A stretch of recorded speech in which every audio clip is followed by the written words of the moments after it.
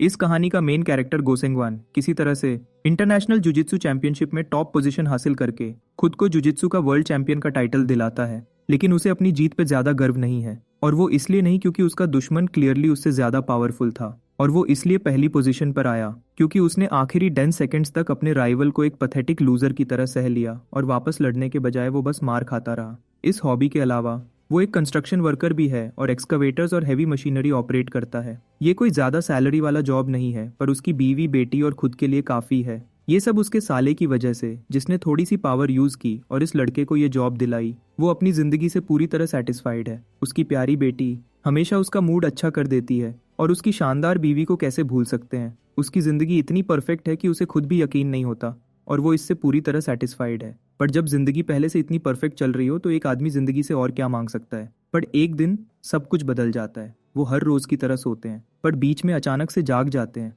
एक zombie apocalypse की वजह से। वो इन ज़ॉम्बीज से लड़ता है जो अचानक कहीं से उभर आए हैं। वो जल्दी से 2 ज़ॉम्बीज को हराता है और खतरे को टालने के बाद वो अपनी बेटी को करीब से पकड़ता है। हैरानी की बात यह है कि वो अभी अपनी बेटी मीना के साथ एक डिपार्टमेंट स्टोर के अंदर है, जबकि जहां तक उसे याद है वो अपनी बीवी के साथ अपने अपार्टमेंट में सो रहा था। उसको कोई याद नहीं कि क्या हुआ या वो यहाँ कैसे पहुंचा, पर अभी उस बारे में सोचने का ज्यादा समय नहीं, क्योंकि वो इस समय उन मॉन्स्टर्स से घिरा हुआ है जो इंसानी मांस के भूखे हैं। वो बिल्डिंग के अंदर से दौड़ता हुआ जाता है और ज़ॉम्बीज उसके पीछे पीछे दौड़ने लगते हैं। वो देखता है कि एग्जिट डोर उसके बिल्कुल सामने है, और उसके अंदर जाने के बाद वो तुरंत दरवाज़ा बंद कर देता है। जल्दी से वो दरवाज़ा लॉक करता है और फिर एक बड़ा सा काउच उसके सामने खिसकाता है। तभी उन्हें वहाँ कुछ ऐसा दिखता है जिसे देखकर वो थोड़ा रिलैक्स हो जाते हैं। उन्हें वहाँ एक सोल्जर बैठा दिखता है जिसके पास एक बड़ी राइफल होती है। जब वो एक दूसरे से जान पहचान करते हैं, संगून उसे अपनी सिचुएशन समझाता है और कहता है कि उसे बिल्कुल भी नहीं पता कि ये ज़ॉम्बी अपोकलिप्स कैसे शुरू हुआ। वो तो मजे से अपने घर में सो रहा था और अगले ही पल वो ज़ॉम्बीज के बीच फंसा हुआ था। सोल्जर चीजों को समराइज करता है और बताता है कि दुनिया के लगभग 80% इंसान ज़ॉम्बीज में बदल चुके हैं। संगून सोल्जर से जिद करता है कि वो उसे एक ट्रांसमिशन डिवाइस उधार दे दे, क्योंकि वो अपनी बीवी के लिए चिंता में है और उससे कांटेक्ट करना चाहता है। लेकिन ऐसा नहीं कि सोल्जर अपना फोन उठाकर किसी को कॉल कर सकता है। उसे कांटेक्ट करने के लिए सैटेलाइट कम्युनिकेशन इक्विपमेंट चाहिए, इसलिए उन्हें टॉप फ्लोर पर जाना होगा। ये एक ही तरीका है मिलिट्री बेस तक पहुंचने का। संगून सोल्जर से रिक्वेस्ट करता है कि वो उसे एक बार सैटेलाइट कम्युनिकेशन डिवाइस यूज करने दे, ताकि वो अपनी बीवी के बारे में पता लगा सके। सोल्जर मान जाता है, पर इससे पहले वो संगून से जानबूझकर मिन्नतें करवाता है। जब वो रूफटॉप पर पहुंचते हैं तो संगून अपना कान गेट पर लगाता है ताकि चेक कर सके कि दूसरी तरफ कोई ज़ॉम्बी तो नहीं। लेकिन उस सिपाही को कोई डर नहीं था, क्योंकि अगर ज़ॉम्बीज होंगे भी तो उसके पास एक धमाकेदार राइफल है। वो संगून से दरवाजा खोलने का कहता है क्योंकि उसकी टांग खराब है, इसलिए वो पीछे से ही कवर करेगा। संगून इस कमीने की बातों में आ जाता है, जबकि उसकी बेटी को लगता है कुछ गलत है। उसे ये बदबू वाला सिपाही भरोसे के लायक नहीं लगता, पर उसका बाप उससे उसी सिपाही के पीछे छुपने को कहता है और उसके प्रोटेस्ट करने के बाद भी उसकी एक नहीं सुनता। फिर वो दरवाजा थोड़ा सा खोलता है और उसमें से झांकता है। तभी वो देखता है कि रूफटॉप पर ज़ॉम्बीज का पूरा स्क्वाड पार्टी कर रहा है। तभी वो हरामी सिपाही आखिरकार अपना असली चेहरा दिखाता है और उसके पेट में एक गोली मार देता है। वो इतना बड़ा कमीना है कि एक अनार्म्ड सिविलियन को ऐसे शूट करने के बाद भी हंसने लगता है। तभी संगून उस पर झपटता है इससे पहले कि वो दूसरा शॉट मार सके। वो तेजी से एक जुजित्सु मूव करता है और उसे तुरंत पकड़ लेता है।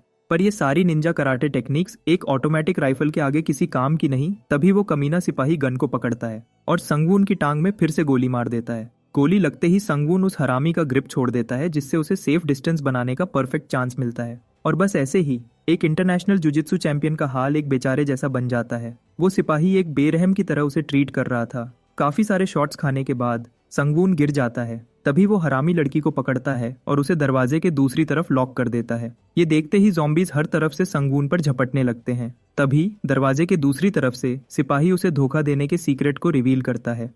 रिसर्च के बाद पता चला है कि किसी वजह से छोटे बच्चे इस वायरस से इम्यून हैं जो बाकी सबको अफेक्ट कर रहा है, और इसीलिए बच्चे ब्लैक मार्केट पर काफी हाई प्राइसेस पर बिक रहे हैं। इस टाइम में इंसान इन ज़ॉम्बी मॉन्स्टर्स से ज्यादा जालिम हो चुके हैं, या शायद इंसान हमेशा से ही मॉन्स्टर्स थे। ये बातें संगून के दिल पर जोर से लगती हैं, खासकर जब वो ज़ॉम्बीज के हाथों मरने वाला है और अपनी बेटी के लिए कुछ नहीं कर सकता। उसकी मौत सिर्फ एक एक्सीडेंट नहीं बल्कि एक मर्डर है, एक जुजित्सु चैंपियन का मर्डर। आखिरकार ज़ॉम्बीज उस पर चढ़ने लगते हैं, और जब ऐसा लगता है कि वो खत्म हो चुका है, वो अचानक से उन ज़ॉम्बीज की भीड़ से उभरता है और उन बेवकूफ मॉन्स्टर्स को साइड में धकेल देता है। सिर्फ इतना ही नहीं, वो लिटरली एक हाथ के झटके से उनकी बॉडीज को फाड़ देता है। वो रूफटॉप के किनारे तक चलता है और उसकी आंखें उस हरामी पर टिकी हैं जिसने उसकी प्यारी बेटी को चुराया है। उसकी बॉडी में कुछ हमेशा के लिए बदल गया है। अब उसके पास सुपर पावर्स वाली आंखें हैं जिससे वो जूम करके देख सकता है। ये आदमी उस कमीने को घूरता है जिसने उसकी बेटी किडनैप की है। जिस पल संगवून अपनी प्यारी बेटी को देखता है, वो अपनी सारी इंसानी लिमिट्स को भूल जाता है और उस छत के ऊपर से कदम आगे बढ़ाता है। जैसे एक बाप अपनी बेटी के लिए कुछ भी कर सकता है, वो भी वैसे ही करता है और ऊपर से छलांग लगा देता है। नीचे खड़े सोल्जर्स कंफ्यूज्ड हो जाते हैं और समझ नहीं पाते कि ऊपर से गिरता हुआ इंसान इन्फेक्टेड है या नहीं। वो कमीना सिपाही शॉक्ड हो जाता है, जबकि उसका दोस्त कहता है कि ये कितना अजीब है कि एक इन्फेक्टेड क्रीचर खुदकुशी करने की कोशिश कर रहा है। लेकिन उन्हें क्या पता कि ये कोई चिड़िया या प्लेन नहीं, बल्कि ये इंसान है जो नीचे आके इनकी बैंड बजाने वाला है। संगवून अपने हाथों को पास की दीवारों में फंसा देता है और अपनी सुपरमैन जैसी पावर्स के साथ जितना हो सके उतना गिरने की स्पीड को कम करता है। पूरी कोशिश के बाद भी उसकी लैंडिंग इतनी जोरदार होती है कि एक जोर का धमाका होता है। शुक्र है कि किसी ने इस स्टोरी में रियल फिजिक्स यूज की है। खैर, ऐसे गिरने के बाद वो कमीना सिपाही और गंदे ज़ॉम्बी सब सोचने लगते हैं कि कोई ज़ॉम्बी ऐसी क्रैश लैंडिंग करने के बाद सरवाइव नहीं कर सकता। पर सिर्फ एक सेकंड बाद उनके चेहरे शॉक में बदल जाते हैं। वो इतना शॉक में होते हैं कि दूसरा सिपाही को ज़ॉम्बी काट रहा है और उसे कोई परवाह ही नहीं है। उनके हैरान होने की वजह संगवून है, जो अपनी बेटी का नाम चिल्लाते हुए तेजी से दौड़ रहा है। जिस समय वो कमीना सिपाही उसकी आवाज सुनता है, उसे रियलाइज होता है कि उसने गलत बाप से पंगा ले लिया है। संगवून तेजी से भागता हुआ उनकी तरफ आता रहता है। इसी समय वो हड्डियों का ढांचा अपनी गन से संगवून को शूट करने की कोशिश करता है, पर सच में इस बंदे का एम इतना बच्चों वाला है कि लगता है वो सीधे दौड़ते हुए आदमी को भी नहीं मार सकता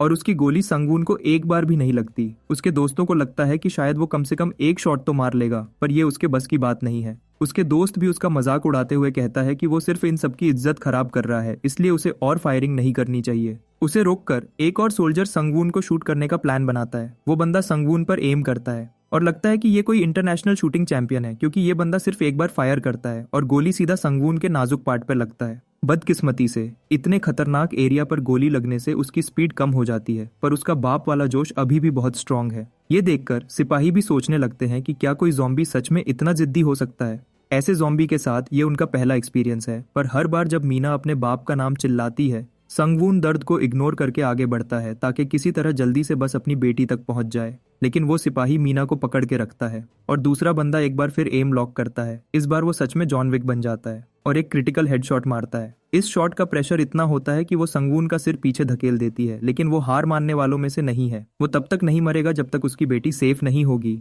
जब सिपाही ये देखते हैं कि उनकी गोलियां इस ज़ॉम्बी के खिलाफ प्रैक्टिकली बेकार हैं, तो वो एक ग्रेनेड फेंकने का फैसला करते हैं, ये जानते हुए कि ये काफी डैमेज करेगा। वो अचानक एक ग्रेनेड फेंक देते हैं, लेकिन संगवून इतनी तेजी से दौड़ रहा होता है कि उसे आते हुए ग्रेनेड का पता ही नहीं चलता और वो अगले ही सेकंड उसके चेहरे के सामने ही फट जाता है। दूर एक धमाके के बाद धुएं का बादल उठता है। मीना के लिए ये सबसे बुरा सीन है। अपने बाप को अपनी आंखों के सामने मरते देखकर वो टूट जाती है और वो छोटी सी लड़की अपने बाप को बचाने के लिए हाथ आगे बढ़ाती है और बस चुपके से रोती है। देखते ही देखते वो ट्रक दूर चला जाता है। दूसरी तरफ संगवून ब्लास्ट की वजह से बेहोश पड़ा है। उसका जिस्म बुरी तरह जख्मी है और उसका राइट आर्म पूरा कट चुका है और पेट से खून बह रहा है। पर इस हालत में भी वो सिर्फ अपनी बेटी के बारे में सोचता है। थोड़ी ही देर में एक ज़ॉम्बीज़ का एक झुंड उसके टूटे हुए जिस्म को घेर लेते हैं ताकि जो बचा है उसे खा सकें और संगवून को हमेशा के लिए खत्म कर दें। वो अपने शिकार को घूरते हैं, जबकि संगवून की बॉडी स्ट्रेस से कांपने लगती है। लेकिन ये दर्द की वजह से नहीं, बल्कि उसकी बॉडी रीजेनरेट हो रही है और खुद को ही हील कर रही है। बॉम्ब ब्लास्ट की वजह से उसका बाजू भी कट गया था, लेकिन कुछ ही सेकंड्स में उसका एक नया बाजू बनने लगता है और पुराने की जगह ले लेता है। उसके पास तो अब वो सारी पावर्स आ चुकी हैं जो एक मेन कैरेक्टर के पास होनी चाहिए। ज़ॉम्बी उसे रिकवर होते देखकर शॉक्ड हो जाते हैं और संगवून अपनी फिस्ट पक्की कर लेता है। संगवून थोड़ी देर के लिए बेहोश रहता है और उसे वो मोमेंट याद आता है जहां वो अपनी बेटी के साथ होता है और याद करता है कि उसने मीना से वादा किया था कि वो उसके साथ खेलेगा। उसकी बेटी जानती थी कि उसका बाप कभी अपने वादे से नहीं मुकरता। ये प्यारा सपना खत्म होता है जब संगवून होश में आता है। उसका जिस्म बिल्कुल साफ है, जैसे कुछ हुआ ही नहीं। वो कंफ्यूजन में कांपता है और पूछता है कि ये क्या हुआ। फिर वो अपने हाथों को देखता है जो पूरी तरह ठीक लगते हैं। फिर वो उस आदमी की तरफ मुड़ता है जो उसके बगल में है, जो पूछता है कि क्या संगवून अब ठीक है। वो आदमी समझता है कि संगवून ने इंसानों के हाथों बहुत दर्द सहा है, इसलिए वो उसे अपने साथ अपने हाइडआउट पे लाया ताकि वो रिकवर कर सके। हालांकि ये आदमी एक ज़ॉम्बी लगता है, लेकिन उसमें बोलने की एबिलिटी है और वो संगवून को यकीन दिलाता है कि उसे किसी बात की चिंता करने की ज़रूरत नहीं है। वो लोग असल में एक राफ्ट पर हैं और ये आदमी मछली पकड़ने का इंतज़ार कर रहा है और संगवून को भी साथ में हेल्प करने का कहता है। पर संगवून एकदम घबरा जाता है और उसे उस पर शक होने लगता है। वो इन्फेक्टेड ज़ॉम्बी को गले से पकड़ लेता है। बूढ़ा ज़ॉम्बी ये साइन समझता है और सोचता है कि शायद संगवून ने अपना दिमाग खो दिया है और पागलों की तरह उस पर अटैक करने लग गया है। वो बूढ़ा उसे पागल समझकर मारने की कोशिश करता है, लेकिन उसे नहीं पता कि संगवून एक प्रोफेशनल फाइटर है। वो आसानी से इस बंदे को आर्म लॉक पोजीशन में झुका देता है और उसे इतना दर्द होता है कि वो उससे माफी मांगने लगता है। लेकिन संगवून यहाँ नहीं रुकता। वो दोबारा उठता है और इस ज़ॉम्बी को लात मारने लगता है जिसने उसकी अभी अभी मदद की थी। आखिरकार संगवून को समझ आ जाता है कि ये ज़ॉम्बी उसे नुकसान नहीं पहुंचाएगा और वो सच में बोल सकता है। बात ये नहीं कि ये बोल सकता है, बात ये है कि अब संगवून भी आधा ज़ॉम्बी बन चुका है और उसके पास अपनी ही तरह के दूसरों को समझने की पावर है। वैसे याद है जब मैंने कहा था कि वो मछली पकड़ने गए हैं,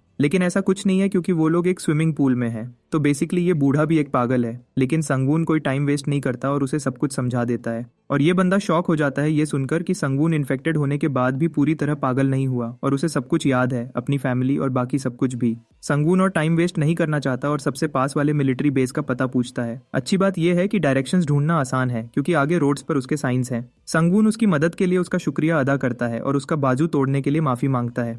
तभी उस बूढ़े ज़ॉम्बी को एक बात समझ आती है कि संगवून के पास हीलिंग पावर्स हैं और संगवून को लगता है कि सब ज़ॉम्बीज के पास ये पावर्स होती हैं। असल बात यह है कि दूसरे ज़ॉम्बीज उसकी तरह हील नहीं कर सकते, बल्कि वो हमेशा अपनी टूटी फूटी हालत में फंसे रहते हैं, चाहे उनके टुकड़े क्यों ना हो जाएं। और ये सुनकर संगवून को पछतावा होता है क्योंकि उसने अभी इस बंदे का बाजू नूडल में बदल दिया। वो चोरों की तरह अपनी नजरें चुराता है, जबकि बूढ़ा उसे समझाता है कि संगवून शायद पहला आदमी है जो अपनी इंसानी मेमोरीज संभाल के रख सका, क्योंकि कोई भी ज़ॉम्बी ऐसा नहीं कर सकता। जो इंसान ज़ॉम्बी बनता है वो सब कुछ भूल जाता है और बस एक पागल की तरह इंसानों को मारने शुरू हो जाता है। हालांकि एक समय ऐसा भी था जब वो इंसानों की तरह बिहेव करने लगे थे, लेकिन अब ऐसा नहीं है क्योंकि वो अब और ज्यादा जंगली होते जा रहे हैं। बूढ़ा ये देखकर हैरान है कि न सिर्फ संगवून के पास रीजेनरेशन और हीलिंग पावर्स हैं, बल्कि उसकी मेमोरी भी वैसी ही है जैसे एक नॉर्मल इंसान की होती है। इससे ये बात साफ होती है कि वो लिटरली अलग ही टाइप का ज़ॉम्बी है।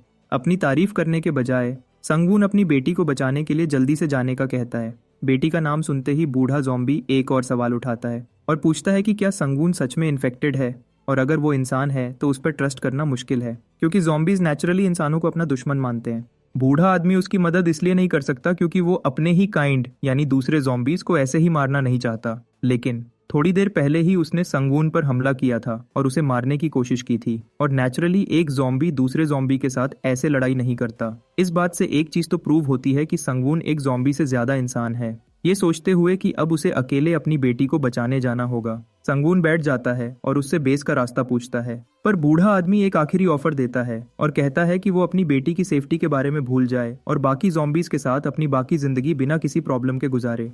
अगर वो लड़ने गया तो शायद मारा जाएगा, लेकिन बिना इस बारे में सोचे संगवून इस ऑफर को ठुकरा देता है। उसके मना करने के बाद भी बूढ़ा आदमी एक बार फिर उसे समझाने की कोशिश करता है और कहता है कि संगवून का एक इंसान को बचाने का प्लान उसकी खुद की जिंदगी को तबाह कर सकता है और बाकी ज़ॉम्बीज के लिए भी खतरा बन सकता है, लेकिन वो फिर भी इस ऑफर को इग्नोर कर देता है।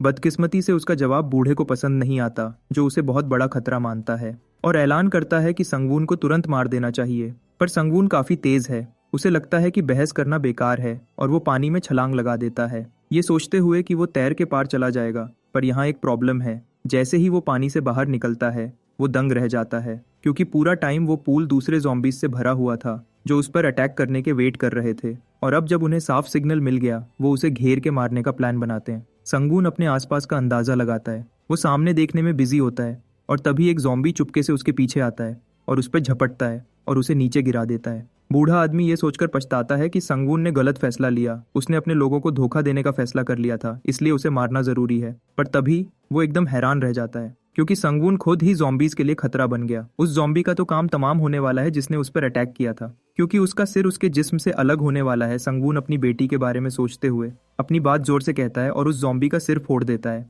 वो कहता है कि अगर कोई भी उसके रास्ते में आया और उसकी बेटी को बचाने से रोकने की कोशिश की तो वो सबको मार देगा। गंदे ज़ॉम्बीज उस हैंडसम हीरो के पास आते हैं, जबकि वो लिटरली उनके एक साथी के दिमाग को कुचल देता है। ये देखकर ज़ॉम्बीज को समझ नहीं आता कि अब क्या करना है। संगवून उन्हें गुस्से से देखता है और उसके ऑरा से वो इतना डर जाते हैं कि चुपके से वापस पूल में घुस जाते हैं। उन ज़ॉम्बीज के खत्म होने के बाद संगवून उस क्लाउन की तरफ देखता है जो पहले तो निराश लग रहा था, पर अब नर्वसली हंसने लगता है और इस सबको मजाक समझता है। ये देखकर संगवून उसका दूसरा बाजू भी तोड़ने के मूड में होता है ताकि वो उसका हिसाब बराबर कर सके। लेकिन तभी बूढ़ा ज़ॉम्बी कहता है कि अगर संगवून ने जल्दबाजी की तो शायद वो अपनी बेटी को नहीं बचा पाएगा। लेकिन उसकी बातों को इग्नोर करते हुए संगवून ने उसके कपड़े सजा के रूप में चुरा लिए और एक ज़ॉम्बी को अपनी चेयर बना लिया। उसने बिना कोशिश किए सबको अपना गुलाम बना लिया। बाकी ज़ॉम्बी लोग संगवून के सामने परेड कर रहे हैं वो उस बूढ़े ज़ॉम्बी के प्लान के हिसाब से काम करता है और उस बूढ़े के मुताबिक बिना सोचे समझे सीधा मिलिट्री बेस पर अटैक करना उनके लिए खतरनाक हो सकता है। लगता है कि बेस में कोई खतरनाक इंसान है जो उनके लिए मुश्किल खड़ी कर सकता है। जब ये बात हो रही होती है, ज़ॉम्बीज वहां संगवून के डर से कांप रहे होते हैं, लेकिन फिर भी वो नहीं चाहते कि उनका हाल उनके कैप्टन जैसा हो, इसलिए वो मजाक कर रहे होते हैं और संगवून को क्रश करने की कोशिश कर रहे होते हैं। फिर संगवून उस खतरनाक बंदे के बारे में और पूछता है। एक बहादुर लेकिन बेवकूफ ज़ॉम्बी संगवून को चुपके से पकड़ने की कोशिश करता है और सीधा उसकी तरफ दौड़ता हुआ संगवून बिना उठे उसे लात मार के गिरा देता है। फिर वो उसकी तरफ देखता है और सोचता है कि क्या इन ज़ॉम्बीज को और सख्त सजा देनी चाहिए या उन्हें पानी में डांस करवाना ही ठीक रहेगा। उसको ये बात भी अजीब लगती है कि ये ज़ॉम्बी खुलेआम उसकी तरफ दौड़ने लगा। ना उसने कोई प्लान बनाया और ना अपने अंजाम का सोचा, बिल्कुल जैसे इसे कोई फर्क नहीं पड़ने वाला था। कैप्टन समझाता है कि सब ज़ॉम्बीज की सोच एक जैसी नहीं होती। असल में ज्यादातर तो बिल्कुल बेवकूफ होते हैं, लेकिन कुछ ज़ॉम्बीज जैसे कि ये कैप्टन इंटेलिजेंट होते हैं और ऑर्डर्स का पालन बिल्कुल सही तरीके से कर सकते हैं। लेकिन बाकी ज्यादातर ज़ॉम्बीज सिर्फ मारना और खाना जानते हैं। ये लोग इतने बेवकूफ होते हैं कि अपने जैसे दूसरे ज़ॉम्बीज पर भी हमला कर देते हैं।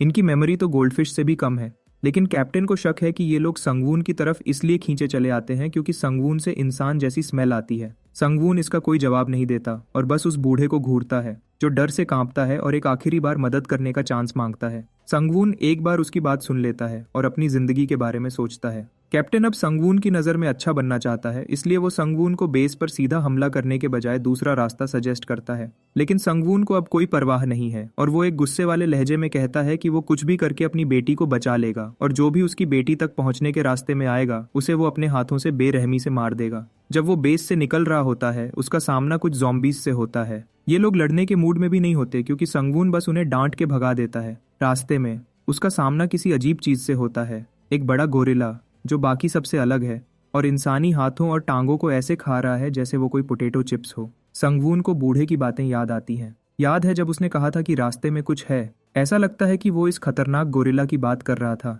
ये जानवर अपनी बात समझाने की कोशिश करता है और संगवून को चेतावनी देता है कि उसके इलाके में ना आए वरना अच्छा नहीं होगा।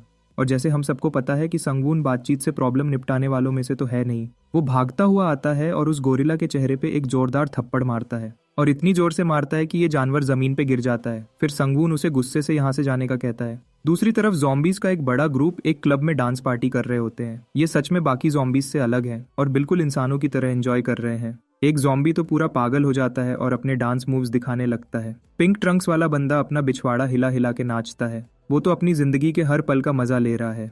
ये सीन सच में हैरान करने वाला है। मैंने तो कभी एक ज़ॉम्बी अपोकलिप्स स्टोरी में ये एक्सपेक्ट नहीं किया था। तभी गुस्से वाला गोरिल्ला संगवून को पकड़ के दीवार में दे मारता है और पार्टी वहीं खत्म हो जाती है। फिर वो गोरिल्ला उसे पकड़ के आगे बढ़ता है और रास्ते में सारे ज़ॉम्बीज को कुचलता हुआ जाता है। संगवून सच में बुरी तरह पिट रहा है। तभी उसे एक पावरफुल पंच पड़ता है और उसके सारे परफेक्ट दांत टूट जाते हैं। गोरिल्ला उसके चेहरे को अगले अटैक से पूरी तरह तबाह करने का प्लान बना चुका है, जबकि संगवून बस उस टेक्निक के बारे में सोचता है जो उसने एक जंगली जानवर को हराने के बारे में पढ़ी थी। उस टेक्निक में उसने सीखा था कि कैसे जुजित्सु को यूज करके एक गोरिल्ला जैसे बड़े जानवर को हराया जा सकता है। इसके लिए पहले उस गोरिल्ला की बॉडी को साइड पे करते हुए पोजीशन में आना है और आखिर में पीछे से उसका गला दबाकर उसे हरा सकते हैं। लेकिन ये सब यहाँ बिल्कुल काम नहीं कर रहा क्योंकि संगवून बुरी तरह पिट रहा है। जब ये पागल और जानवर जैसा क्रीचर संगवून को हर तरफ से मारता है तो दीवार पूरी तरह तबाह हो जाती है। हर पंच के साथ संगवून को बूढ़े की बातें याद आती हैं जो उसे बता रहा था कि उसके पास दूसरों से अलग हीलिंग पावर है। गोरिल्ला उसे जमीन में दबा देता है, लेकिन ये वही पोजीशन है जिसका ये जुजित्सु चैंपियन वेट कर रहा था। ये जानते हुए कि बाकी ज़ॉम्बीज वीक हैं और उसकी तरह हील नहीं कर सकते, संगवून उस ज़ॉम्बी के बाजू को पकड़ लेता है, ये जानते हुए कि अगर उसने इसे तोड़ दिया तो इस गोरिल्ला को अच्छा सबकर मिलेगा और वो दोबारा अटैक नहीं करेगा। अपनी बची हुई पावर के साथ वो इस टेक्निक को यूज करने में सारी पावर लगा देता है और गोरिल्ला के बाजू को तोड़ने के बजाय ये आदमी उसे उखाड़ देता है और बाजू उड़ता हुआ चला जाता है। जबकि गोरिल्ला दर्द और शॉक में होता है और समझ नहीं पाता कि क्या हुआ, और संगवून उसके इंजर्ड बॉडी के ऊपर खड़ा होता है। फिर वो उस जानवर को घूरता है जो दर्द से कांप रहा होता है। ऐसा लग रहा था कि वो गोरिल्ला अब भी लड़ना चाहता है, लेकिन संगवून को दूसरे राउंड का अब कोई डर नहीं है और वो अपने आप को और दर्द देने के लिए रेडी करता है। पर तभी उसकी आंखें किसी चीज को देखने के लिए तेजी से घूमती हैं। दो छोटे बच्चे चीख रहे होते हैं और अपने बाप को बचाने के लिए भागते हुए आते हैं। वो गोरिल्ला को गले लगा लेते हैं और ये सीन संगवून में एक इमोशनल रिएक्शन पैदा करता है। संगवून को बिल्कुल इस गोरिल्ला की तरह अपना असली मिशन याद आता है कि उसे भी अपने परिवार को बचाना है। इसलिए उस गोरिल्ला को मारने के बजाय वो पूरी तेजी से वापस दौड़ता है। अगले सीन में वो उस मिलिट्री बेस पर पहुंच चुका है और अपने आप को यकीन दिलाता है कि जैसे ही वो अपनी बेटी को ढूंढ लेगा सब कुछ ठीक हो जाएगा। वो गेट पर नज़र दौड़ाता है और देखता है कि बाहर 2 गार्ड खड़े हैं और शायद एक अंदर भी हो सकता है। इसका मतलब है कि छुपकर अंदर जाना ज़्यादा सही रहेगा। इसलिए ये क्रिएटिव जुजित्सु मास्टर एक ज़ॉम्बी को कांटों वाली तार के ऊपर फेंक देता है और उसकी बॉडी को एक बेस के रूप में यूज करके संगवून आराम से बिना चोट के अंदर घुस जाता है। उस ज़ॉम्बी की चीखने की आवाज सुन के सिपाही इधर उधर देखने लगते हैं और जब वो कांटों वाली तार पर इन्फेक्टेड को देखने में व्यस्त होते हैं, ये डिस्ट्रैक्शन संगवून को चुपके से एक सिपाही के गले को पकड़ने का चांस देता है। वो एकदम से उस सिपाही को पकड़ लेता है और धमकी देता है अगर वो ली ब्यंगहो के बारे में जानकारी नहीं देगा तो वो उसे जान से मार देगा। वो सिपाही मर रहा होता है लेकिन जानकारी देने से इनकार करता है और अपनी गन चलाने की कोशिश करता है।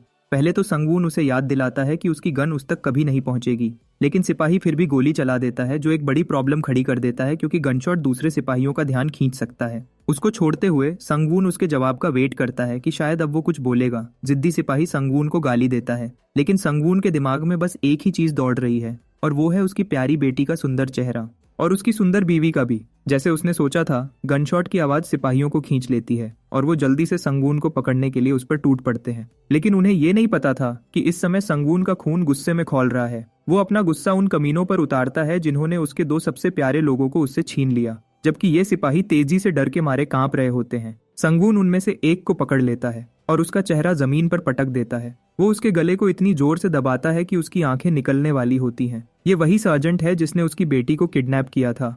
संगवून उसे जान से मारने की धमकी देता है लेकिन ये काफी नहीं है क्योंकि सिपाही अब भी उसे एक शैतान जैसी नजर से घूर रहा है। संगवून जोर से चिल्लाता है कि उसकी बेटी को तुरंत छोड़ दिया जाए। सिपाही को नीचे दबाते हुए संगवून अपनी बेटी का नाम पुकारता है।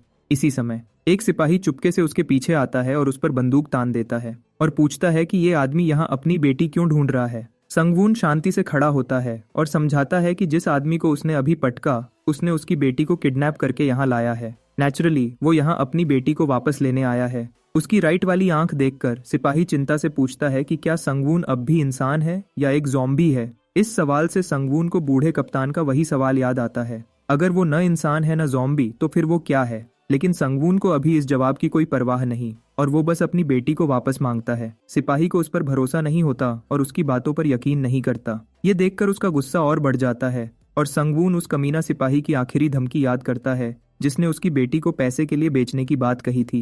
लेकिन उनके कमांडर के लिए ये सब समझ से बाहर है और वो ऐसे खड़ा होकर सब सुन रहा होता है जैसे उसे कुछ पता ही ना हो। जिसने संगवून की बेटी को किडनैप किया है वो कमीना सिपाही डर से कांप रहा होता है, जबकि संगवून अपनी बात को प्रूव करने के लिए कमांडर से उसका डॉग टैग चेक करने को कहता है। वो डॉग टैग वहां नहीं है क्योंकि संगवून ने लड़ाई के दौरान उसे छीन लिया था। खैर, वो सिपाही जल्दी से अपने कमांडर के साथ अच्छा बनने के लिए खड़ा होता है और उसे याद दिलाता है कि इस आदमी ने उनके बेस पर अटैक किया और उन्हें मारने की कोशिश की। ये कहते ही वो जल्दी से अपनी बंदूक उठाने की कोशिश करता है और फिर वो कमीना सिपाही गोली चलाने वाला होता है, पर उसे पता चलता है कि उसकी बंदूक चलती ही नहीं।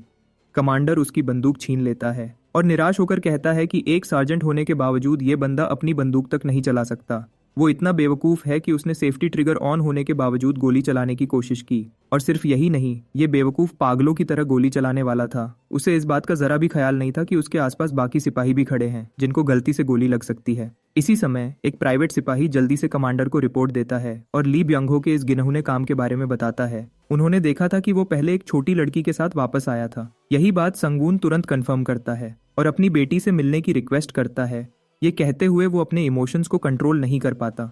सिपाही उसे शांत होने को कहता है और समझाता है कि धोखेबाज सार्जेंट ने उनसे झूठ कहा था कि वो लड़की को बचा रहा है और उसे उसके परिवार तक ले जाएगा। ये सुनते ही संगवून गुस्से में चिल्लाता है और कहता है कि ये सब झूठ है और सिपाहियों को बताता है कि वो ही उस लड़की का बाप है। सिपाही उसे इस प्रॉब्लम का एक सोल्यूशन देता है और कहता है कि सार्जेंट के साथ जाना सही होगा क्योंकि वो उसे उसकी बेटी तक ले जाएगा। लेकिन तभी ली ब्यंगहो पूरा पागल हो जाता है और अपने सिपाहियों को उस आदमी को तुरंत मारने का ऑर्डर देता है। अपना ध्यान उस कमीना सार्जेंट की तरफ करते हुए संगवून उसे टुकड़े टुकड़े करने के लिए रेडी होता है। कमांडर बीच में आता है और उसे याद दिलाता है कि वो उसकी मदद करने की कोशिश कर रहे हैं। ये बात संगवून को रुकने पर मजबूर कर देती है क्योंकि अगर वो उनके साथ कोऑपरेट नहीं करेगा तो उसके लिए और प्रॉब्लम्स बन जाएंगी और वो अपनी बेटी से मिलने में और देर करेगा। कमांडर को अब इस सिचुएशन का अच्छा अंदाजा हो रहा है और वो समझ जाता है कि क्या करना जरूरी है। वो तुरंत उन सिपाहियों को बुलाता है जो आज के ऑपरेशन में सार्जेंट के साथ थे। 2 सिपाही आगे आते हैं और जल्दी से संगवून की बातों को प्रूव करते हुए कहते हैं कि संगवून सच कह रहा है और बताते हैं कि उन्होंने एक डिपार्टमेंट स्टोर से एक लड़की को बचाया था लेकिन उन्हें उसके बैकग्राउंड का कुछ पता नहीं था। कमांडर को भी इस रिपोर्ट का पता नहीं था। लगता है ये कमीना सार्जेंट इस मैटर को अकेले ही संभालना चाहता था और लड़की को बेस पर वापस लाने के बजाय कहीं और लेके जाना चाहता था। और ये बात यहीं खत्म नहीं होती। ऐसा लगता है कि सार्जेंट ने ऐसा काफी बार किया है और बिना बेस को रिपोर्ट किए मिशंस पूरे करता रहा है। ये सुनते ही वो कमीना ऐसा बिहेव करता है जैसे वो कोई अच्छा काम कर रहा हो, लेकिन कमांडर उसे जल्दी शांत करता है और पूछता है कि उसने बेस को कुछ क्यों नहीं बताया। सार्जेंट अपने गुस्से में पूरा भड़क जाता है और ऐसा दिखाता है जैसे संगवून उस पर कोई इल्जाम लगा रहा हो। जब वो बकवास कर रहा होता है, संगवून सबका भला करता है और उसके मुंह पर एक मुक्का मार देता है और उसे जमीन पर पटक कर उसकी बकवास बंद कर देता है और वो बंदा पूरा बेहोश हो जाता है। थोड़ी देर बाद वो एक रूम में जाते हैं जहाँ संगवून का पूरा बॉडी चेक होता है। वो एकदम तगड़ा दिख रहा है और सिपाही उसके शरीर की बनावट को देखकर हैरान होता है, जिसमें एक भी जख्म नहीं है। सिपाही इसके लिए माफी मांगता है, लेकिन समझाता है कि उन्हें पूरा बॉडी चेक करना पड़ता है ताकि यकीन हो सके कि कहीं ज़ॉम्बी बाइट का निशान तो नहीं है। संगवून को एक आई पैच दिया जाता है ताकि वो अपनी अजीब आंख को छुपा सके। हालांकि वो पहले इसे लेने से इनकार करता है और कहता है कि उसकी आंख बिल्कुल ठीक काम कर रही है। लेकिन सिपाही कहता है कि अगर वो अपनी आंख सबको दिखाएगा तो लोग उसे ज़ॉम्बी समझकर उस पर अटैक कर सकते हैं। वैसे ये हैरानी की बात है कि अब तक किसी ने ऐसा नहीं किया। ये बात समझते हुए संगवून आई पैच एक्सेप्ट करता है और सिपाही से इन्फॉर्मेशन मांगता है। उसको पता चलता है कि उसकी बेटी को ढूंढने का ऑपरेशन जल्दी शुरू होने वाला है। जैसे ही ली ब्यंग-हो का ट्रायल खत्म होगा, वो उसकी बेटी को ढूंढ निकालेगा। संगवून को उस सिपाही पर शक है क्योंकि उसका उस सार्जेंट के साथ कोई तो कनेक्शन है, लेकिन वो सोचता है कि अभी अपनी बेटी को बचाना ज्यादा जरूरी है। जब वो ट्रायल के डिटेल्स के बारे में पूछ रहा होता है, दोनों को गनशॉट की आवाज सुनाई देती है और वो जल्दी से खिड़कियों से हट जाते हैं। संगवून को पता चलता है कि ली ब्यंग-हो पागल हो गया है और वो सबको मारने के लिए ग्रेनेड्स फेंक रहा है। ये अजीब है क्योंकि सार्जेंट को अभी जेल में बेहोश होना चाहिए था, लेकिन संगवून को कुछ समझ आता है और तभी वो डोर से एक व्हीकल को तेजी से बेस से निकलते हुए देखता है। संगवून कोई टाइम वेस्ट नहीं करता और खिड़की से कूद जाता है। वो एक परफेक्ट लैंडिंग करता है और वो सार्जेंट को भागते हुए देखता है। ये देखकर संगवून फुल स्पीड के साथ उसका पीछा करता है, ये जानते हुए कि उसकी बेटी को ढूंढने का वो आखिरी रास्ता है। अगर वो भाग गया तो उसकी बेटी को ढूंढना मुश्किल हो जाएगा। अभी एक सिपाही अपनी बाइक पर उस तक जल्दी पहुंच जाता है। वो संगवून को वापस बेस पर जाने को कहता है, लेकिन उसकी बात सुनने के बजाय संगवून उसकी बाइक पर चढ़ जाता है और सिपाही से फुल स्पीड से बाइक चलाने का कहता है। सिपाही कहता है कि 2 लोगों के बैठने से बाइक स्लो हो जाएगी, लेकिन वो संगवून के मिशन में शामिल होने के लिए पूरा पागल है। तभी रेडियो ट्रांसमिशन से कमांडर का ऑफिशियल ऑर्डर आता है। कमांडर सख्ती से कहता है कि ली ब्यंग-हो को किसी भी हाल में भागने नहीं देना है और अगर जरूरी हो तो उसे मार देना है। संगवून और सिपाही अब एक मिशन पर हैं और बाइक को फुल स्पीड में भगाते हुए ली ब्यंग-हो के पीछे लग जाते हैं। संगवून सिचुएशन को समझाता है और बताता है कि वो ली ब्यंग-हो का पीछा कर रहा है। जब कमांडर अपना ऑर्डर दे रहा होता है, तभी रेडियो ट्रांसमिशन कटने लगता है, सिग्नल बदल जाता है और संगवून कमांडर के इंस्ट्रक्शन सुनता है। वो उसे हर हाल में सार्जेंट को रोकने का कहता है। ये सुनते ही वो पूरी तेजी से सार्जेंट को रोकने के लिए उसका पीछा करने लगता है और उसके करीब पहुंचता जाता है। सिपाही संगवून को उसकी पीठ पर रखी राइफल से कार के टायर पर गोली मारने का कहता है। तुरंत निशाना लगाते हुए संगवून अपना शॉट लॉक करता है, लेकिन बदकिस्मती से उसका पहला शॉट उसकी कम एक्सपीरियंस की वजह से मिस हो जाता है। लेकिन वो सिपाही को यकीन दिलाता है कि वो दूसरा शॉट मिस नहीं करेगा और संगवून के ऑर्डर सुनने के बजाय सिपाही बाइक रोक देता है और जल्दी से खुद कार के टायर पर निशाना लगाता है। लेकिन बदकिस्मती से उसका भी शॉट टायर पर नहीं लगता। संगवून दोबारा ट्राई करने का कहता है, लेकिन वो संगवून को दूसरा चांस देने से इनकार करता है। आखिरकार सिपाही का पहला शॉट व्हीकल के टायर पर लगता है, जिससे कार स्लाइड करने लगती है। ये देखते ही वो दोबारा बाइक पर बैठते हैं और उसकी गाड़ी का पीछा करने लगते हैं। वो उस गाड़ी का पीछा करते हुए शार्प लेफ्ट टर्न लेते हैं, लेकिन जैसे ही वो टर्न लेते हैं, सामने वो कमीना सार्जेंट वहां ग्रेनेड हाथ में लिए उनका वेट कर रहा होता है। अचानक वो ग्रेनेड फेंक देता है, लेकिन संगवून अपनी पावर से ग्रेनेड को हवा में ही रोक देता है और उस सिपाही को बचा लेता है। सार्जेंट के पास अब कोई ऑप्शन नहीं बचता और वो बिल्कुल बेबस हो जाता है। संगवून उसकी तरफ बढ़ता है ताकि उसे आखिरी बार से खत्म कर दे, लेकिन तभी उसका सारा प्लान चौपट हो जाता है। अचानक एक वैन उसे टक्कर मार देती है और वो दूर जा गिरता है। सार्जेंट एक बार फिर मौत के मुंह में जाने से बच जाता है। दरवाजा खुलता है और कुछ डाकू वैन से निकलते हैं ताकि उस कमीना सार्जेंट को बचा सकें। लगता है ये वही लोग हैं जो बच्चों को बेचने का बिजनेस करते हैं। ये देखते ही सिपाही समझ जाता है कि ये लोग इतने ज्यादा हैं कि वो अकेले उनका मुकाबला नहीं कर सकता। वो कोई स्ट्रैटेजी सोचता है कि शायद वो वार्निंग शॉट्स फायर कर सकता है और रीइंफोर्समेंट्स का वेट कर सकता है, या फिर संगवून को बचाने के लिए खुद एक्शन ले सकता है। लेकिन उस सिपाही को रियलिटी पता है कि रीइंफोर्समेंट्स नहीं आएंगे और संगवून को अभी सीरियस चोट लगी होगी, इसलिए वो भी उसकी मदद नहीं कर सकता। उसके पास सबसे बेहतर ऑप्शन यही है कि वो वैन के टायर पर गोली मारकर उसे खराब कर दे और फिर कहीं छुप जाए। इसलिए वो बिल्कुल वैसा ही करता है और बाइक के पीछे छुपकर सही चांस का वेट करता है। उसका प्लान थ्योरी में परफेक्ट है, लेकिन वो एक जरूरी चीज भूल जाता है और वो ये कि वो एक ज़ॉम्बीज से भरे सिटी में है।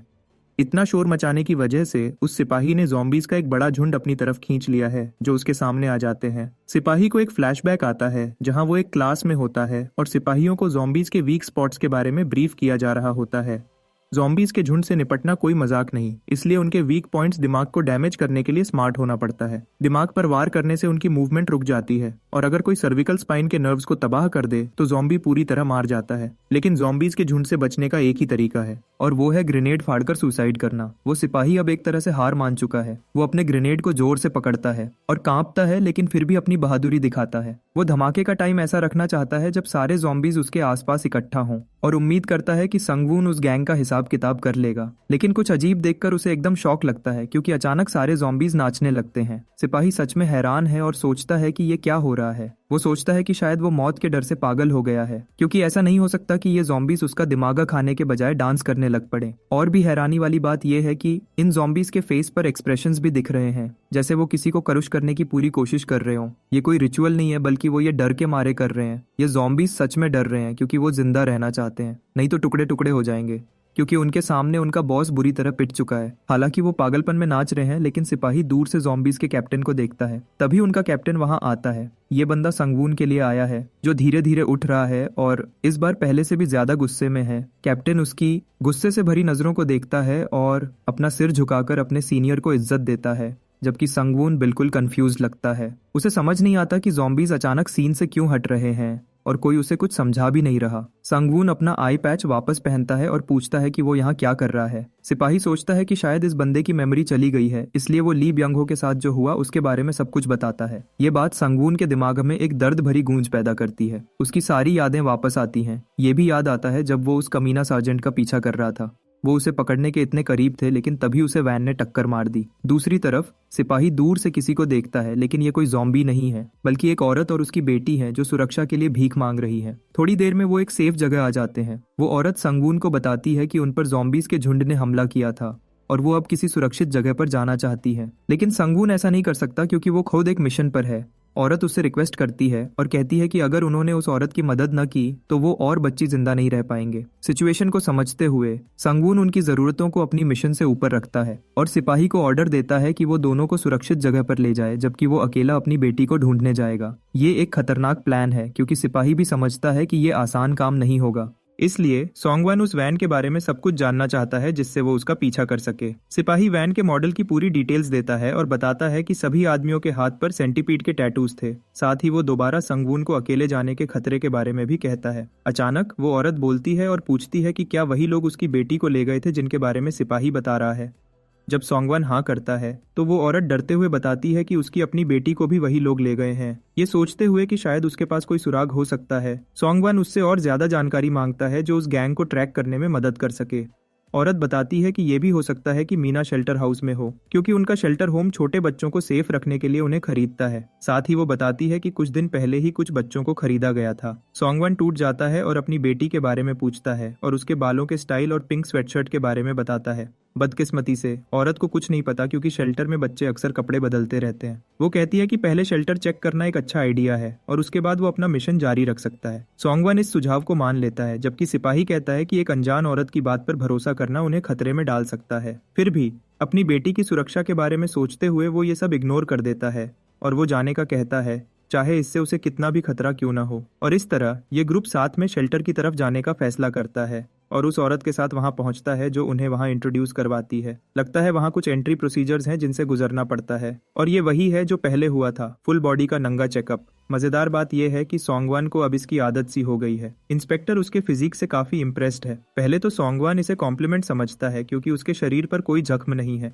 लेकिन जब वो देखता है कि बूढ़ा इंस्पेक्टर शर्मा रहा है, सोंगवान अचानक घबरा जाता है। जब उसे पता चलता है कि ये बूढ़ा असल में गे है और उसकी बॉडी से इम्प्रेस्ड हो चुका है। उसके बाद इंस्पेक्टर सोंगवान के चेहरे से आई पैच उतारने की कोशिश करता है, लेकिन सोंगवान उसका हाथ पकड़ लेता है। कहता है कि उन्होंने सारे इंस्ट्रक्शंस फॉलो कर लिए हैं, लेकिन सिपाही के नजर में ये एक बात एक बड़ी प्रॉब्लम बन सकती है, क्योंकि अगर वो उन्हें अपनी आंख दिखाएगा तो उन लोगों को शक हो जाएगा। सोंगवान कहता है कि उसका पूरा बॉडी चेक हो चुका है, तो अब और शक नहीं होना चाहिए। वो बंदा इतना पागल है कि वो उसके सिर पर बंदूक रखता है और जिद करता है कि आई पैच चेक किया जाएगा। लेकिन ये बूढ़ा भूल जाता है कि वो दो जवान आदमियों से डील कर रहा है, खासकर जब उनमें से एक जुजित्सु मास्टर हो सोंगवन उसे जमीन पर पटक देता है, उसको ऐसी पोजीशन में डाल देता है जहां वो किसी को धमकी नहीं दे सकता। बूढ़ा इंस्पेक्टर हैरान रह जाता है और सोचता है कि ये क्या हो रहा है। सोंगवन कहता है कि वो बस बंदूक की धमकी का जवाब दे रहा है। अगर उसने आखिर में उसे गिरने से बचाया न होता तो उसका सिर फट चुका होता। जब ये सब चल रहा होता है तो शोर सुनकर बाकी लोग अंदर आ जाते हैं ताकि उन दोनों को पकड़ सकें। बूढ़ा इंस्पेक्टर कहता है कि अगर सोंगवन अपना आई पैच उतार दे तो उन्हें कोई प्रॉब्लम नहीं होगी। बाकी लोग धमकी देते हैं कि अगर वो उनकी बात नहीं मानेगा तो वो सोंगवन को गोली मार देंगे और दोबारा याद दिलाते हैं कि इस मुश्किल से निकलने का एक ही रास्ता है और वो है आई पैच उतारना। अब जब 3 बूढ़े आदमी शॉटगन हाथ में लिए उसे घूर रहे होते हैं तो सोंगवन समझता है कि वो अपनी हीलिंग पावर को यूज करके सबको हरा सकता है।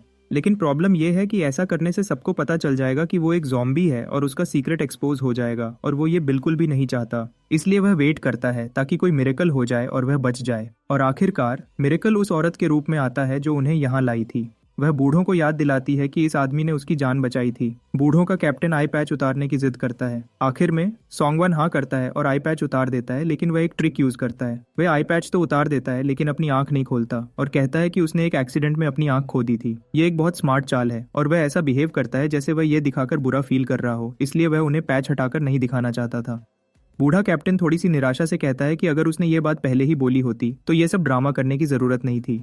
इंस्पेक्शन के बाद सोंगवन कहता है कि वह बस मीना से मिलना चाहता है, लेकिन बूढ़ा कैप्टन गुस्से में कहता है कि बच्चे सो रहे हैं और उन्हें डिस्टर्ब नहीं करना चाहिए। उसके जाने के बाद औरत उनकी तरफ से माफी मांगती है और समझाती है कि यह बूढ़ा जिद्दी है और अपनी मनमानी करता है।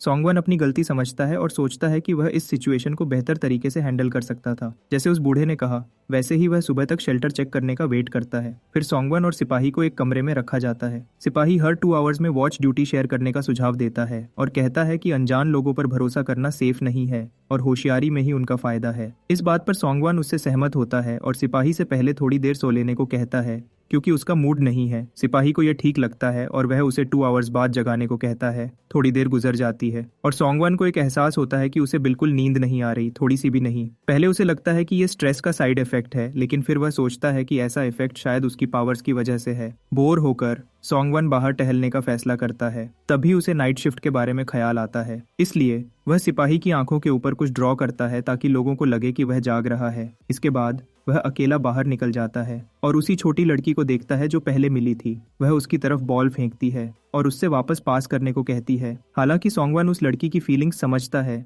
लेकिन उसे लगता है कि उसके लिए सोना बेहतर है। लेकिन लड़की जिद्दी है और जानती है कि वह कल जाने वाला है। बच्चों के लिए दिल से आई हुई फीलिंग के आगे हार मानकर सोंगवन 10 मिनट्स खेलने के लिए मान जाता है। खेलते हुए उसे उस 7 ईयर की लड़की का नाम पता चलता है। उसका नाम एमी योंग है जो मीना की उम्र की है। यह सुन सोंगवन सोचता है कि एक दिन तीनों साथ खेल सकते हैं। लड़की उसकी बेटी के साथ खेलने का सुनकर सचमुच खुश हो जाती है और उनकी बातें 10 मिनट से ज्यादा बढ़ जाती हैं। मी योंग अब भी और खेलना चाहती है, लेकिन सोंगवन उसे सोने का कहता है क्योंकि सोना जरूरी है। वह उसे उठाता है और उसकी माँ के पास वापस ले जाता है। तभी सोंगवन हैरान होता है जब उसे पता चलता है कि वह औरत मी योंग की माँ नहीं है। सोचने पर उसे याद आता है कि उसने कभी उसे अपनी बेटी की तरह ट्रीट नहीं किया था। उसे समझ आता है कि एमी योंग भी बचाए गए बच्चों में से एक है। बेचारी लड़की सोंगवन से रिक्वेस्ट करती है कि वह उसके साथ सो जाए। उसे देखकर उसे अपने बाप की याद आती है और वह उस प्यार को फील करना चाहती है। उसकी बातें सोंगवन के दिल को छू जाती हैं और सोंगवन के दिमाग में यादों का एक समंदर आ जाता है। उसे वह रात याद आती है जब वह अपनी बेटी के साथ हुआ सोया था। मीना भी बिल्कुल वैसी ही बातें करती थी। वह जल्दी ही एलिमेंट्री स्कूल में जाने वाली थी और फिर भी वह अपने बाप के पास सोया करती थी। उसकी प्यारी और मासूम शक्ल सोंगवून को उसकी बेटी की इतनी याद दिलाती है कि वह मियोन की रिक्वेस्ट मान लेता है। अगले सीन में दोनों उसके बिस्तर में सो रहे होते हैं। अगली सुबह नाश्ते का समय होता है। खाना काफी अच्छा है और खाना सर्व करने का काम उस औरत का है। सिपाही को पता चलता है कि ये लोग अपनी सब्जियां खुद उगाते हैं और पहाड़ों से कुछ रिसोर्सेज भी इकट्ठा करते हैं। यह सब बूढ़ों की वजह से पॉसिबल हुआ है। असल में ये पूरा ग्रुप ज्यादातर बूढ़ों का है। चिंता की बात यह है कि अगर कोई प्रॉब्लम आ गई तो ये लोग इतने वीक हैं कि कुछ नहीं कर पाएंगे। नाश्ता करते हुए सिपाही बताता है कि जल्दी ही काउंटिंग होने वाली है और शायद मीना उसमें मिल जाए। सोंगवून उम्मीद से भर जाता है और इससे सहमत होता है। जब वह सिपाही का शुक्रिया अदा करने वाला होता है, वह एकदम चौंक जाता है क्योंकि सिपाही का चेहरा टेबल पर गिर जाता है और उसका खाना जमीन पर बिखर जाता है। उस हॉल में डर का माहौल छा जाता है। बूढ़े उसे बाज की तरह घूर रहे होते हैं जैसे उन्होंने ये सब प्लान किया हो, और वह औरत असल में सबसे पागल औरत निकली और सबसे खतरनाक होती है। इस समय सोंगवून को अफसोस होता है कि उसने सिपाही की बात नहीं मानी, लेकिन बदकिस्मती से अब वह कुछ कर भी नहीं सकता क्योंकि उसका अपना शरीर खाने के असर से बेहोश हो रहा है। आखिर में सॉन्गवून बेहोश हो जाता है। थोड़ी देर में उसे होश आता है और जब वह आंखें खोलता है तो देखता है कि एक ज़ॉम्बी एक हाथ खा रही है। वह पागल ज़ॉम्बी उसके चेहरे के पास दौड़ती है लेकिन एकदम रुक जाती है क्योंकि वह एक चेन से बंधी होती है। सॉन्गवून गुस्से में आता है लेकिन यह देखकर खुशी होती है कि सिपाही जिंदा है। अच्छी बात यह है कि ज़ॉम्बी उनके पास नहीं पहुंच सकती, या कम से कम अभी नहीं। सिपाही बताता है कि वे एक बुरी सिचुएशन में है लेकिन इसे अभी भी संभाला जा सकता है। आखिर अगर बूढ़े सचमुच उनकी जान लेना चाहते होते तो अब तक ले चुके होते। अभी उनका बेस्ट ऑप्शन ये है कि वे वेट करें और देखें कि क्या हो रहा है। सॉन्गवून के डर के मारे वह औरत छाया से बाहर आती है और कहती है कि वह बूढ़ों के छुपे हुए प्लान से थक गई थी, जो बिल्कुल नहीं जानते थे कि वे क्या कर रहे हैं। और लगता है वह पागल मास्टरमाइंड है जो परफेक्ट समय का इंतजार कर रही थी ताकि सबको खत्म कर सके। सिपाही उसे एक रास्ता दिखाता है और प्रॉमिस करता है कि अगर वह उनके साथ बेस पर वापस आए तो वह उसके जुर्म को माफ करवा देगा। लेकिन वह पागल औरत इस बात को नहीं मानती और कहती है कि मिलिट्री भी बस बच्चों को बचाने के बारे में सोचता है और किसी और की परवाह नहीं करता। असल में ये लोग पहले ही मिलिट्री से कांटेक्ट कर चुके हैं। उसे लगता है कि उनके साथ नेगोशिएट करना और कोऑपरेट करना ज्यादा बेहतर है। सॉन्गवून का दिल टूट जाता है और वह नाराज होते हुए पूछता है कि क्या उसकी बच्चों को बचाने वाली कहानी भी झूठी थी, जिसके जवाब में वह औरत कहती है कि यह झूठ नहीं है। यह सुनते ही सॉन्गवून उससे अपनी बेटी के बारे में पूछता है। औरत पहले तो दंग रह जाती है, फिर हंसने लगती है और सॉन्गवून का मजाक उड़ाती है कि उसने उसकी झूठी कहानी पर ट्रस्ट किया। उसे गुस्से से भरी नजर से देखते हुए औरत कहती है कि वह बच्चों को सिर्फ उनकी जान बचाने के लिए नहीं इकट्ठा कर रही। जब सॉन्गवून उसके असली मिशन के बारे में पूछता है तो वह औरत एक कहानी बताती है कि छोटे बच्चों के शरीर ज़ॉम्बी इन्फेक्शन के खिलाफ पूरी तरह इम्यून होते हैं। यह सोचते हुए इस पागल औरत ने फैसला किया कि अगर वह अपनी बेटी को छोटे बच्चों की बॉडी खिलाती रहे तो एक दिन वह वापस इंसान बन जाएगी। और हाँ, वह चेंड लड़की जो गोश्त खा रही है असल में उसकी बेटी है। वह अपनी बेटी को प्यार से देखती है जबकि सिपाही उस पर चिल्लाता है कि यह कितनी दरिंदगी वाली हरकत है। औरत को इसकी परवाह नहीं है। वह कहती है कि सिर्फ उन्हें ऐसा लगता है। औरत के हिसाब से जो वह कर रही है वह सही है, लेकिन सॉन्गवून के लिए यह सिचुएशन बिल्कुल उसी जैसी है। वह भी अपनी बेटी को बचाने के लिए बेचैन है। और तभी एक और दुख भरी बात सामने आती है। सॉन्गवून को वही फुटबॉल दिखती है जिसके साथ उसने कल रात एमी योंग के साथ खेला था। उसके चेहरे पर डर और मायूसी छा जाती है जब उसे मी योंग का चेहरा याद आता है। वह डरते हुए पूछता है कि शेल्टर के सारे बच्चों का क्या हुआ। जवाब में ये पागल औरत कहती है कि वह बस अपनी बेटी को खाना खिला रही है, यह सिर्फ एक सैक्रिफाइस है और कुछ नहीं। उसकी बातें सुनते ही सॉन्गवून का शरीर कांपने लगता है और वह एक खौफनाक सवाल पूछता है कि एमी योंग का क्या हुआ। औरत मजाक में उसे देखती है और कहती है कि उसे तो उस लड़की का नाम भी नहीं पता था, और फिर देती है कि वह पहले ही मर चुकी है। सॉन्गवून का दिल टूट जाता है और वह पूरा पागल हो जाता है। अपनी पूरी ताकत से चिल्लाकर चेन्स तोड़ने की कोशिश करता है, लेकिन उससे पहले कि वह कुछ करे वह पागल औरत तेजी से एक चूरी उसके सिर पर रखती है और उसे मारने लगती है। यह खौफनाक सीन देखकर सिपाही और पागल होने लगता है। उसे यह सोचकर रिग्रेट होता है कि वह सार्जेंट ली ब्योंग-हो के सारे गिनहोने कामों में उसके साथ था।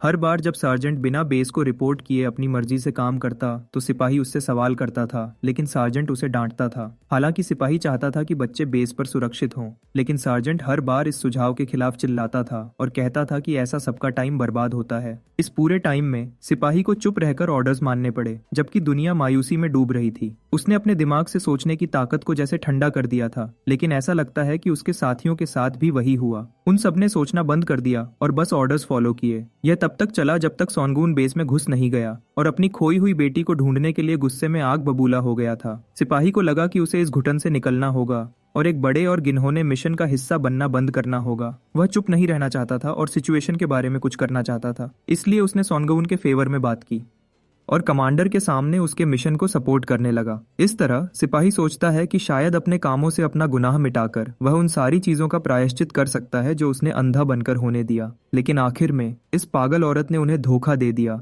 और उन्हें बेवकूफ बना दिया। यह सिचुएशन उसके लिए सचमुच एक तबाही बन गई है। वैसे अब वह औरत उसे बाहर ले आई है और सिपाही को शेल्टर में रहने का ऑफर देती है। बस शर्त यह है कि उसे उसके ऑर्डर्स मानने होंगे। लेकिन सिपाही बस अपनी गलतियों के बारे में सोच रहा होता है। उसने सॉन्गवून को कितनी बार कहा था कि अनजान लोगों पर ट्रस्ट नहीं करना चाहिए, लेकिन वह खुद उनके जाल में फंस गया और जहरीला खाना खा लिया। यह ख्याल उसे पूरे डर और निराशा में डुबो देता है। जब वह रोने लगता है तो वह पागल औरत हैरान हो जाती है। उसका और मजाक उड़ाने के लिए वह एक पूरी भीड़ लाती है ताकि वे सब उसकी रोती हुई शक्ल पर हंसें। उस सिपाही का दिमाग पूरा टूट चुका है और वह अपनी सारी गलतियों के लिए माफी मांगता रहता है, जबकि वह पागल औरत उसकी बेचारी हालत देखकर खुशी से झूमती है। है। वह उसे थप्पड़ मारती है और याद दिलाती है कि उसे पहले जैसा सख्त सिपाही बन के रहना चाहिए जब तक वह उसके साथ खेल रही है। उसके बाकी बूढ़े गैंग मेंबर्स उसे लात मारने लगते हैं, लेकिन सिपाही की हालत ऐसी है कि उसे अब दर्द भी फील नहीं होता। वह बस अपने दिल में डिप्रेशन फील करता है और उसे लोग फुटबॉल की तरह मार रहे होते हैं। आखिर में वह सॉन्गून का नाम लेता है और उसे इतना बुरा करने के लिए माफी मांगता है।